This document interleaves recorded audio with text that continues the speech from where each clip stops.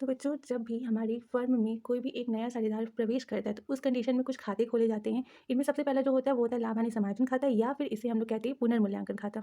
दूसरा, पुराने तथा नए साझेदारों के पूंजी खाते खोले जाते हैं। तीसरा, रोकड़ खाता। चौथा, ख्याति खाता। और लास्ट में बनाया जाता है एक नई फर्म का आर्थिक चिट्ठा। आप जानते हैं कि जो आर्थिक चिट्ठा होता है वो खाता नहीं होता है, लेकिन हम फिलहाल यहाँ पर आपको एक साथ बता दिए कि ये सारी चीज़ें क्या की जाती है, बनाई जाती हैं जब भी कोई नया साझेदार फर्म में प्रवेश करता है। अब आइए हर एक खाते को अच्छे से समझ लेते हैं। सबसे पहले आता है हमारा लाभ हानि समायोजन खाता या पुनर्मूल्यांकन खाता। तो आइए हम आपको डिटेल में समझाते हैं कि पुनर्मूल्यांकन खाता होता क्या है और इसे कैसे बनाया जाता है। तो जो हमारा पुनर्मूल्यांकन खाता यानी कि रिवैल्यूएशन अकाउंट होता है, इसका मतलब क्या होता है कि जब भी किसी साझेदारी फर्म का पुनर्गठन होता है, पुनर्गठन किस स्थिति में होता है, जब भी लाभ विभाजन अनुपात में परिवर्तन हो, या फिर किसी नए साझेदार का प्रवेश होता है, या फिर अवकाश ग्रहण करता है कोई साझेदार, या फिर किसी साझेदार की मृत्यु होती है, तो उस कंडीशन में जो भी फर्म की पहले से संपत्तियां होती हैं और जो भी पहले के दायित्व होते हैं, उनका पुनर्मूल्यांकन यानी कि उनका फिर से मूल्यांकन किया जाता है कि आज के कंडीशन में उनकी वैल्यू कितनी है। तो उसी चीज़ को ज्ञात करने के लिए यानी कि उनका पुनर्मूल्यांकन करने के लिए हम लोग एक खाता बनाते हैं, जिसे हम लोग कहते हैं पुनर्मूल्यांकन खाता। ठीक है।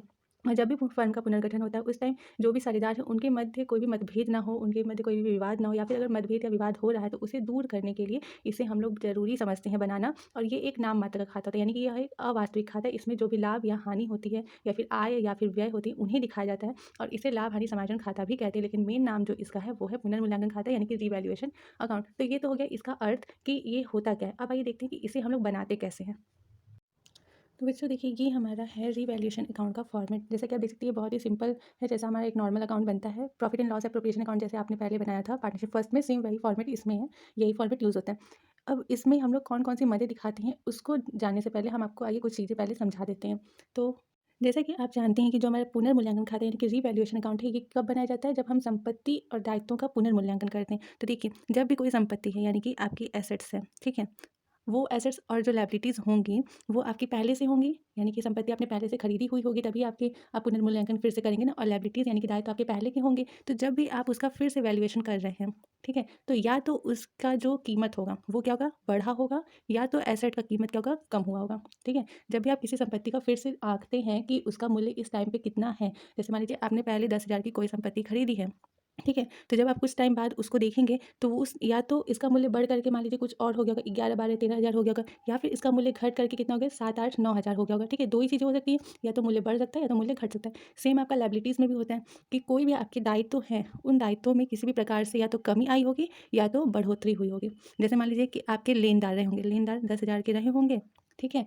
अब उन लेनदारों ने आपको बोला कि ठीक है, आप हमको सिर्फ़ और सिर्फ़ 9,000 रुपए ही दे दीजिए, हमें 1,000 रुपया नहीं चाहिए, 1,000 रुपए का आप छूट आपको हम दे दे रहे हैं। तो 1,000 का जब आपको डिस्काउंट मिला है, तो अब आपका जो ये 10,000 का दायित्व वो क्या हो गया, कम हो गया। तो यहाँ पे आपको क्या हो गया, दायित्व आपका कम हो गया।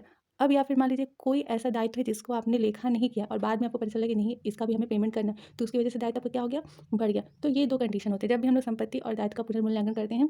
तो 2 चीज़ें होती हैं, एक या तो उनका मूल्य बढ़ेगा और दूसरा या तो मूल्य घटेगा। अब और क्या, अगर संपत्ति का मूल्य बढ़ता है, ठीक है, अगर संपत्ति का मूल्य बढ़ रहा है तो हमें क्या होगा, प्रॉफ़िट होगा, ठीक। लेकिन अगर संपत्ति का मूल्य घट रहा है तो हमें क्या होगा, लॉस होगा। इसका जस्ट अपोज़िट, अगर दायित्व का मूल्य बढ़ रहा है तब हमें लॉस होगा, क्योंकि दायित्व का मूल्य बढ़ रहा है तो यानी कि हमें ज़्यादा पैसा पेमेंट करना होगा। लेकिन अगर दायित्व का मूल्य कम हो रहा है तो हमें क्या होगा, प्रॉफ़िट होगा। देख रहे हैं? ये दोनों ही जो है एक-दूसरे के अपोज़िट में है। तो जो हम लोग पुनर्मूल्यांकन खाता बना रहे हैं, ये जो हमारा पुनर्मूल्यांकन खाता है, इसमें हमें क्या दिखाना है? यही ना दिखाना है कि जब भी हम लोग जो हमारी संपत्ति और दायित्व का जब हम लोग पुनर्मूल्यांकन कर रहे हैं, तो उनमें हमें क्या हो रहा है, लाभ हो रहा है या फिर हानि हो रही है। अब देखिए, अगर आपकी जो संपत्ति है, ठीक है, उसका मूल्य यदि बढ़ रहा है, ठीक है, बढ़ रहा है तो क्या होगा, प्रॉफिट होगा। प्रॉफिट हमेशा कहाँ जाता है, क्रेडिट साइड में, तो यहाँ पे हम लोग उस प्रॉफिट को दिखा देंगे। अगर आपकी संपत्ति का मूल्य कम हो रहा है यानी कि लॉस होगा, लॉस हमेशा कहाँ जाता है, डेबिट साइड में, तो इसे हम लोग डेबिट में दिखा देंगे। सेम लायबिलिटी यानी दायित्व है, दायित्व का मूल्य कम हो रहा है तो यानी कि हमें प्रॉफिट हो रहा है, तो प्रॉफिट हम लोग यहाँ पे दिखा देंगे। और अगर दायित्व का मूल्य बढ़ रहा है तो लॉस होगा, तो लॉस होगा तो हम लोग डेबिट साइड में दिखा देंगे। आप ये बात ध्यान रखिएगा कि हमेशा इसमें बढ़ी हुई या फिर घटी हुई रकम दिखानी है। जैसे मान लीजिए 10,000 की कोई संपत्ति, इसका मूल्य बढ़ करके 15,000 हो गया, ठीक है, तो हमें 5,000 का प्रॉफिट हुआ, तो हमें उस 5,000 को यहाँ पर दिखाना है, ना कि 15,000 रुपए को, ठीक है। जो मूल्य का अंतर आएगा यानी कि डिफरेंस जो रहेगा अमाउंट का, चाहे वो कम हो चाहे वो ज़्यादा हो, उसे हम लोग को दिखाना है, हमें एक्चुअल अमाउंट नहीं दिखाना है, ठीक है। रिवैल्यूएशन अकाउंट में हमें सिर्फ और सिर्फ बढ़ा हुआ रकम या फिर घटा हुआ रकम दिखाना है, एक्चुअल जो वैल्यू उसकी आ रही है उसे हमें नहीं दिखाना है। अब ये वैल्यू मतलब कि अब कौन-कौन सी ऐसी मदें हो सकती हैं जिससे हमारा मूल्य जो है बढ़ रहा है या फिर घट रहा है, तो उन सभी चीज़ों को हमें यहाँ पर दिखाना होता है। आइए हम लोग एक-एक करके देखते हैं कौन-कौन सी मदें इसमें जाएँगी। तो सबसे पहले तो हो जाएगा यहाँ पे सिंपल सा, to decrease in the value of assets, यानी कि किसी भी संपत्ति के मूल्य में डिक्रीज़ यानी कि कमी आ रही है तो वो हम लोग यहाँ पर दिखाएँगे, ठीक है। इसका जस्ट अपोज़िट अगर बढ़ रहा है तो यहाँ पे हो जाएगा by increase in the value of assets, ठीक है, अपोज़िट ये हो गया। अब मूल्य कम या ज़्यादा किसी भी वजह से हो सकता है, तो इसलिए अगर जैसे मान लीजिए मशीनरी में कम हुआ तो यहाँ पे हम लोग टू मशीनरी कर देंगे। अगर फर्नीचर का मूल्य बढ़ा है तो हम यहाँ पे बाय फर्नीचर करेंगे, ठीक है। सिर्फ़ और सिर्फ़ उस संपत्ति का हमें नाम दिखाना होगा। ये तो हम लोग यहाँ पे समझाने के लिए आपको बता रहे हैं कि क्या करना है, ठीक। दूसरा क्या हो सकता है कि अगर हमारा दायित्व जो है वो कम हो रहा है, ठीक है, दायित्व कम होगा तो क्या होगा, हमें प्रॉफ़िट होगा। तो हम लोग इधर दिखाएँगे, तो यहाँ पे हो जाएगा by decrease in the value of liabilities, ठीक है। किसी भी तरीके से अगर हमारा दायित्व कम हो रहा है तो वो हम लोग क्रेडिट में दिखाएंगे। इसका just opposite to increase in the value of liabilities, यानी कि अगर किसी वजह से हमारा दायित्व बढ़ रहा है तो हम लोग क्या करेंगे, इसे डेबिट साइड में दिखाएंगे, ठीक है। ये हो गया संपत्ति और दायित्व का सिंपल सा फंड। अब इसके अलावा और भी बहुत सी चीज़ें हैं, कुछ चीज़ें हैं जिनकी वजह से हमारा जो संपत्ति का मूल्य घटता है या बढ़ता है, लेकिन वो इनडायरेक्टली घटता है बढ़ता है। तो आइए देख लेते हैं क्या क्या। इसके बाद हम लोग यहाँ पर डाल सकते हैं डेबिट साइड में to reserve for bad and doubtful debts, ठीक है, इफ़ इंक्रीज। और यहाँ पे जस्ट अपोजिट हो जाएगा by reserve for bad and doubtful debts if decrease. देखिए इन दोनों का जो मतलब है वो क्या है, जो आपको अच्छे से पता होगा 11th में जब आपने देनदार पढ़े होंगे, तो देनदार जो होते हैं वो हमारी क्या होती है, संपत्ति होते हैं। कुछ देनदार ऐसे होते हैं जिनसे हमें पैसा नहीं मिलने वाला होता है, तो उन्हें हम लोग क्या कहते हैं, बैड या फिर डाउटफुल डेब्ट्स। तो हम लोग उन देनदारों के लिए पहले से क्या करते हैं, रिजर्व करके रखते हैं कि हो सकता है कि इतना पैसा हमें नहीं मिलेगा। अब जैसे मान लीजिए हमारे बैलेंस शीट में जो क्वेश्चन है उसमें मान लीजिए 18,000 के देनदार दिए हुए हैं, जिसमें से कि 1,000 रुपये का बैड डेब्ट्स के लिए रिजर्व माइनस किया गया, तो हमारे टोटल देनदार कितने दिए हैं बैलेंस शीट में, 17,000 के, ठीक है। जब हमने पुनर्मूल्यांकन किया, ठीक है, तो हमें ये पता चला कि जो 1,000 के थे 1,000 का हमें नहीं मिलने वाला था पैसा, उसमें 500 रुपये वाले देनदार और ऐसे हैं जो कि हमें पैसा नहीं देंगे। यानी कि क्वेश्चन में कहा है कि हमें जो 1,000 की संचिति है उससे बढ़ाकर कितनी करनी है, 1,500 रुपये। तो अगर आप इस संचिति को अब आप क्या करेंगे, अब आप इस 18,000 में से 1,500 रुपये माइनस करेंगे पुनर्मूल्यांकन के समय पे, तो अब यहाँ पे आपका कितना हो जाएगा, तो आपके देनदार हो गए 16,500 के, ठीक है। अब आपके एक्चुअल देनदार कितने हुए, 16,500 के, यानी कि आपको पैसा किससे मिलेगा, बस इन्हीं से मिलेगा। तो इस हिसाब से अब आप इसमें देखिए तो आपकी वैल्यू क्या हुई है, देनदार की कम हुई है, ठीक है। और देनदार हमारी क्या है, संपत्ति, और संपत्ति की वैल्यू क्या हुई है, कम हुई, तो ये क्या हो गया, लॉस हो गया। तो इसलिए इसको हम लोग क्या करेंगे, यहाँ पर डेबिट में दिखा दिए है ना, कि इफ़ इंक्रीज, रिजर्व क्या हो रहा है, बढ़ रहा है, रिजर्व यहाँ पे क्या हुआ, बढ़ा, रिजर्व क्या हुआ है, यहाँ पर बढ़ा है, तो रिजर्व बढ़ेगा तो देनदार हमारे कम होंगे इनडायरेक्टली ना, तो इसलिए यहाँ पे अगर रिजर्व बढ़ रहा है तो डेबिट में दिखाएंगे। अब इसी जगह मान लीजिए कि ये आपके पहले से बैलेंस शीट में इतना दिया हुआ था, अब बोल रहा है कि ये जो 1,000 की संचिति है इसे हमें कम करके क्या करना है, 600 रुपये कर देना है, ठीक है। कितना करना है, 600 रुपये कर देना है, यानी कि हमें 400 रुपये इसमें से और मिलने की संभावना है। तो अब हम क्या करेंगे, इस 18,000 में से सिर्फ और सिर्फ 600 माइनस करेंगे बैड डेब्ट्स के रिजर्व के लिए। अब हमारे देनदार कितने हो जाएंगे यहाँ पे, तो यहाँ पे हो जाएंगे 17,400, ठीक है।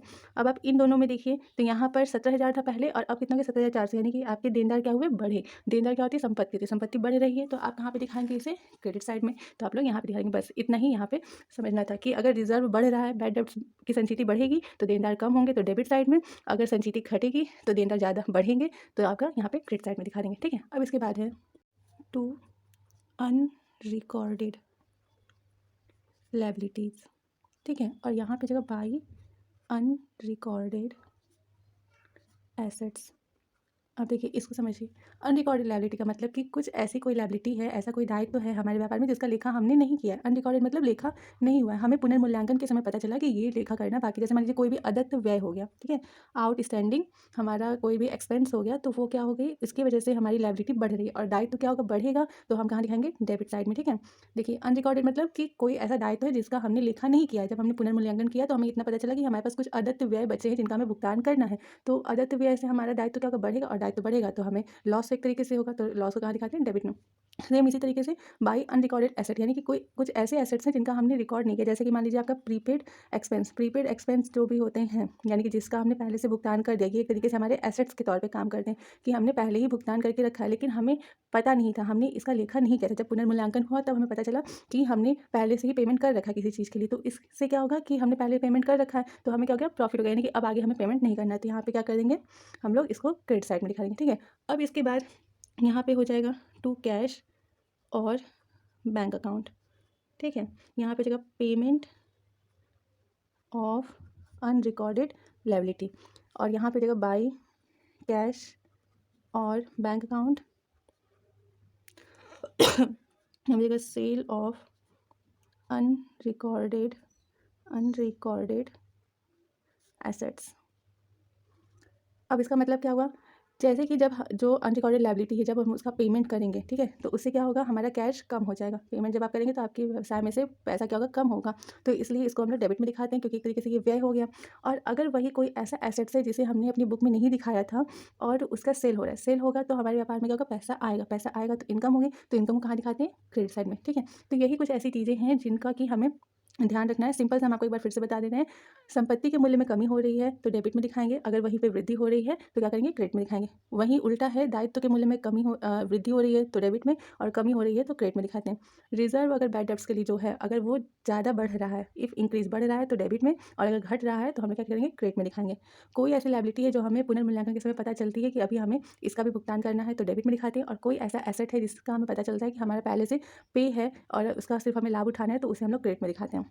लास्ट है कि अगर जो भी अनरिकॉर्डेड लायबिलिटी है उसका अगर हम लोग पेमेंट करेंगे तो कैश क्या होगा, कम होगा, और ये एक तरीके का एक्सपेंस हो गया, तो इसे डेबिट में दिखाएंगे। और वहीं पे कोई ऐसा एसेट्स है जिसका हमने अपनी पुस्तकों में लिखा नहीं किया, उसको हम लोग बेच रहे हैं, तो उसकी वजह से क्या होगा, हमें कैश आएगा हमारे व्यापार में, तो इनकम होगी, तो इसे हम लोग क्या करते हैं, क्रेडिट साइड में दिखाते हैं। ठीक है, अब इन सबको लिखने के बाद आपका लास्ट में जब हम लोग दोनों साइड का बैलेंस मैच करेंगे तो किसी एक साइड का बैलेंस कम आएगा, तो अगर डेबिट का बैलेंस कम आता है तो ये प्रॉफिट आता है, और अगर क्रेडिट का बैलेंस कम आता है तो ये हमारा लॉस हो जाता है। तो इसको हम लोग यहाँ पे दिखा देंगे, to profit transferred to partners capital account. और एक चीज़ ये ध्यान रखिए कि हमेशा इनके ओल्ड रेशियो में होता है, जो इनका पुराना रेशियो होता है उसमें। ठीक है, ओल्ड पार्टनर्स में जाता है, ओल्ड पार्टनर्स को दिया जाता है और उनके ओल्ड रेशियो में जाता है। अगर यहाँ पे लॉस हो गया है बाई चांस, तो यहाँ पे बाई लॉस ट्रांसफर्ड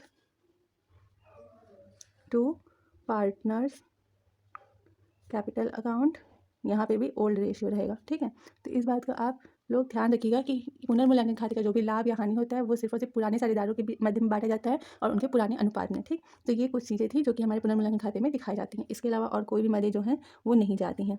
ठीक, तो ये हमारा क्लोज हो जाएगा यहाँ पर।